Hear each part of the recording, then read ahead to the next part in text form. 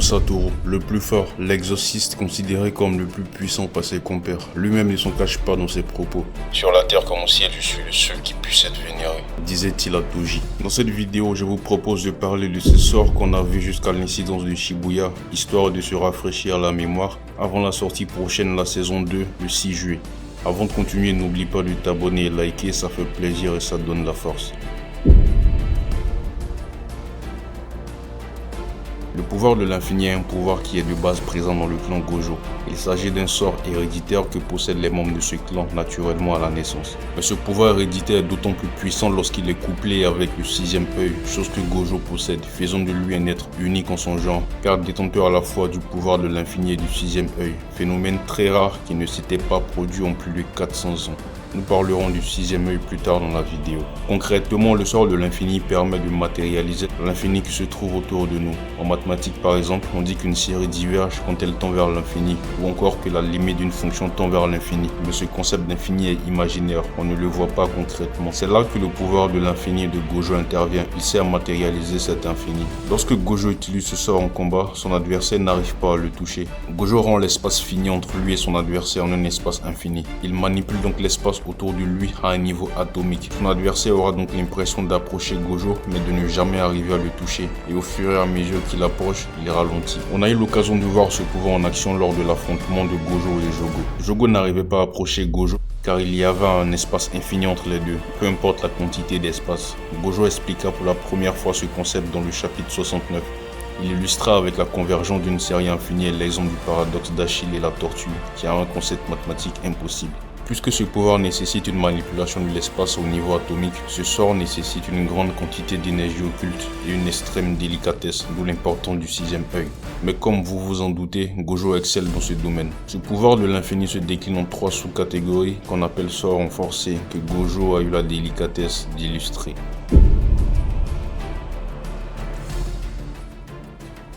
Étant un sort de renforcement de son pouvoir de base l'infini, le sort originel bleu de Gojo s'obtient lorsqu'il injecte de l'énergie occulte négative dans l'espace infini qu'il crée.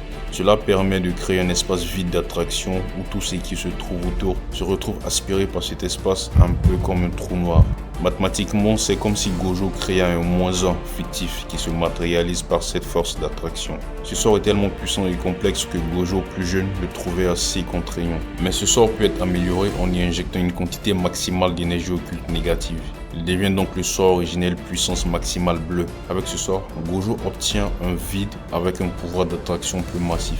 On en a eu l'illustration lors de son combat contre Toji.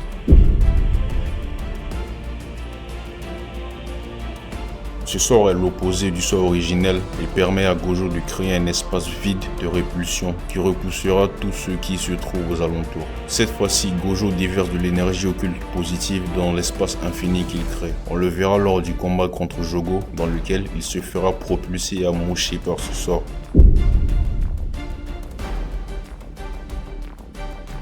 Ce sort combine les deux premiers sorts. Lorsque le sort de l'infini originel bleu et inverse rouge se combinent, cela crée une masse abstraite de couleur violette. Une fois lancé, efface toute matière sur son chemin. Gojo l'utilisa lors de la saison 1 lorsque l'école d'exorcisme a été attaquée, et le fléau ayant reçu cette attaque frôla la mort de peu avec une partie du corps complètement effacée.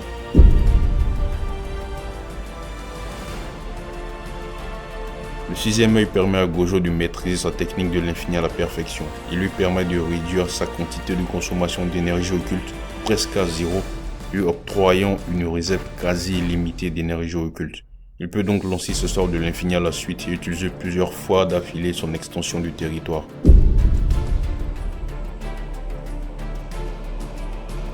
L'extension du territoire est la technique ultime chez les exorcistes et tous ne la maîtrisent pas. Personnellement, c'est la technique de Gojo qui m'a le plus bluffé. Il l'utilisa lors de son combat contre Jogo. Il permet à Gojo de transporter ses adversaires dans l'infini. Gojo crée une sphère métaphysique imaginaire dans laquelle l'adversaire reçoit des informations et stimuli illimités. Ses sens sont sollicités en excès. L'adversaire se retrouve abasourdi, sans mots et incapable de réagir car il n'a jamais ressenti cela. C'est ce que ressentit Jogo et Gojo lui dira que c'est l'essence de la vie. Physiquement, cela ressemble un peu au témoignage de personnes dans le coma qui ont fait une expérience de mort imminente et à leur réveil, ces derniers sont sans mots et ne trouvent pas les mots pour décrire ce qu'ils ont vu. Dans l'axe Shibuya, avant d'être scellé, Gojo était obligé de faire une extension du territoire d'une durée très limitée car il y avait des civils autour de lui. Il fera une extension du territoire de seulement 0,2 secondes. Pour les civils autour de lui, c'était comme s'il recevait 6 mois d'informations tout d'un coup, ce qui les figea et ces derniers pourront retourner à une vie normale et récupérer totalement dans 2 mois. C'était ahurissant. Mettez-vous à leur place et imaginez recevoir 6 mois d'informations tout d'un coup pendant 0,2 secondes. C'était lunaire. Bref, vous l'avez compris, Gojo Satoru est surpuissant. Dis-moi en commentaire ce que tu en penses. N'oublie pas de liker et t'abonner et on se dit à très bientôt.